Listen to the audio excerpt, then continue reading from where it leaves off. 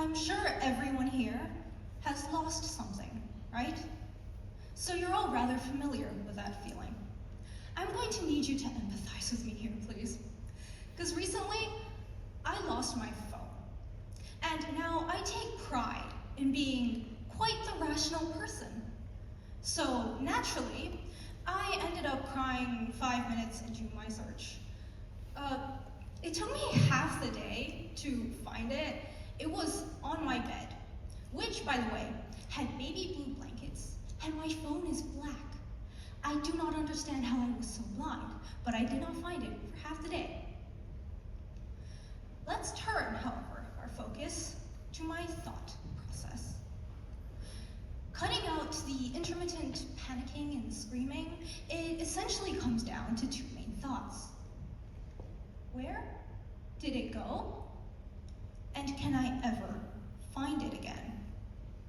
Pretty standard stuff. I mean, it's not like it could have disappeared, right? It's gotta be around somewhere, and eventually it was. But what if it did just vanish? A scary thought. So I want you to take that thought, and I want you to make it scarier. I want you to imagine it on a cosmic scale. What if I hadn't just lost my phone? What if I had lost information on everything that had ever fallen into a black hole? Hi, my name's Evie. Buckle up, guys, gals, and pals, because I'm about to give you a crash course on the black hole information paradox. Black holes are essentially Kirby if he was all mouth. According to the theory of general relativity, they have a pull so strong that nothing can escape. As such, all kinds of visible information like light, matter, and your mom's cooking gets sucked in. However, what we're really focusing on here is what's happening on a quantum level. The quantum information. You can think of this like an atom's DNA. It dictates how they act, what they do, where they are, and it's what allows scientists to figure out an object, because it's what makes each object unique. Adding quantum mechanics to this, which says information can never be lost, along with general relativity, which says information can never escape, and you've essentially gotten yourselves the universe's strongest safe. It's impenetrable. This paradox was introduced by Stephen Hawking in 1976. But wait, I hear you say, this doesn't seem like a paradox. A black hole is just a really big bank safe out in space. Nothing wrong with that, it's quite understandable.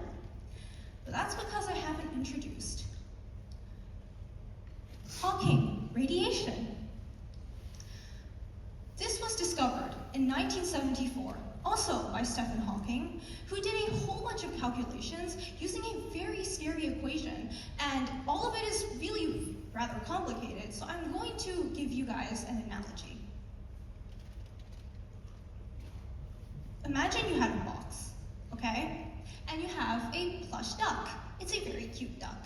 You know exactly what it does, and you know it has maybe a little mark on it, because it's your duck and you love it. So you put it inside this box for safekeeping. This duck is in what we call the initial state, because all the information about it is ordered. It is very clear what it does and what it's supposed to be. What you didn't know, however, is that your box somehow has the ability to warp space-time. Very weird. You have no idea how it ended up in your attic, but it's there. So you put your duck inside this box, and then your duck starts to dissolve. I'm not joking. Its atoms, some of it stay inside, some of it disappear out. That is what is called the final state of information. It's something like a hard drive that got wiped. It has all the basic functions, all the basic information, but there's nothing unique about it. The information it contains is incredibly general.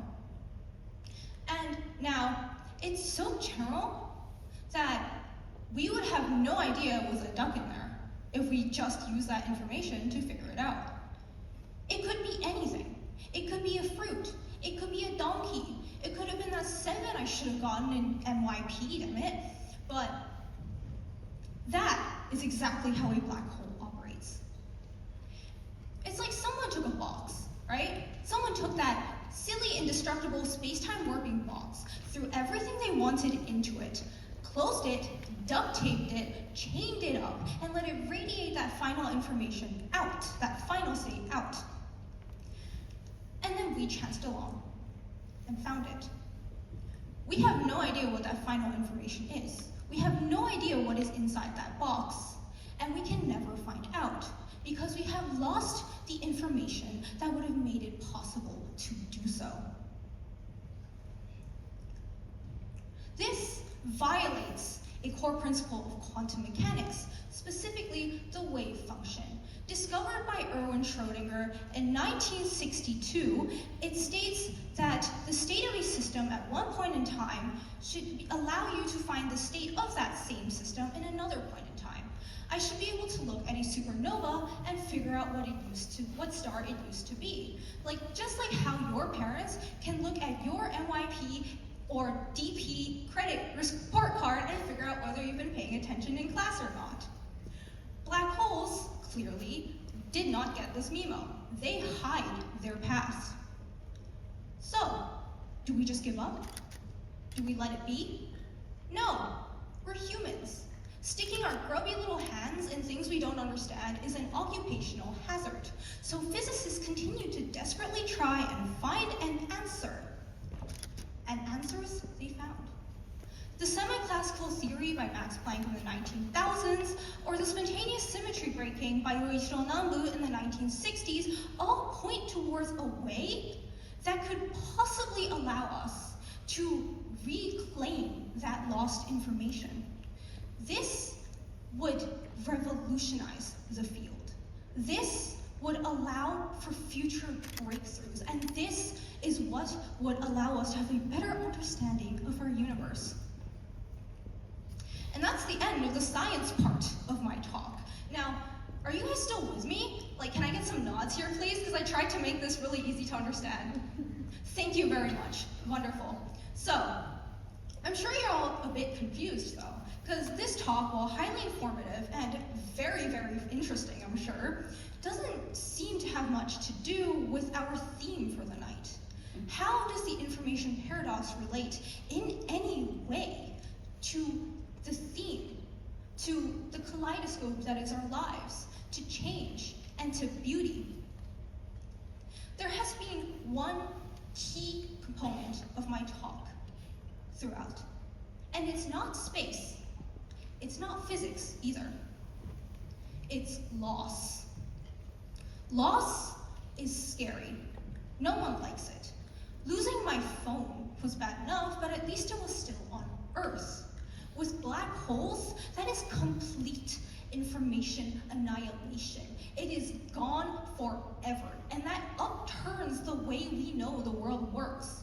That is absolutely terrifying. The thing is, we are all like black holes in our own right. We take in the initial state of new information and knowledge, integrate it with our understanding, and release it, radiate it out towards friends and family, and even this TED Talk right now. But just like black holes, we inevitably end up losing some of that information. Maybe you forgot something. Maybe it got merged with some other newer information. Either way, it has been undeniably altered. The initial state, we can never get it again. It has been lost. The thing is, though, that loss is an everyday part of our lives. We are always losing something. It could be simple, like your favorite eraser, or it can be incredibly complex, like time. But the world doesn't stop marching. It doesn't care what you lose. It keeps going, and you're going to have to deal with it yourself. The information paradox never stopped to explain to physicists why it seemed to be breaking the laws of the known universe. It just was, and then we had to figure it out ourselves. And figure it out we did. Many scientists, not just Max Planck and Yoichiro Nambu, have made breakthroughs on this very paradox. Googling any one of their theories would give you pages upon pages of works from other people, other scientists, who have built upon their ideas and advanced the field. Because we lost information, because we lost understanding, we grew. We grew because we kept trying to understand laws. And it's not just limited to world-changing paradoxes either.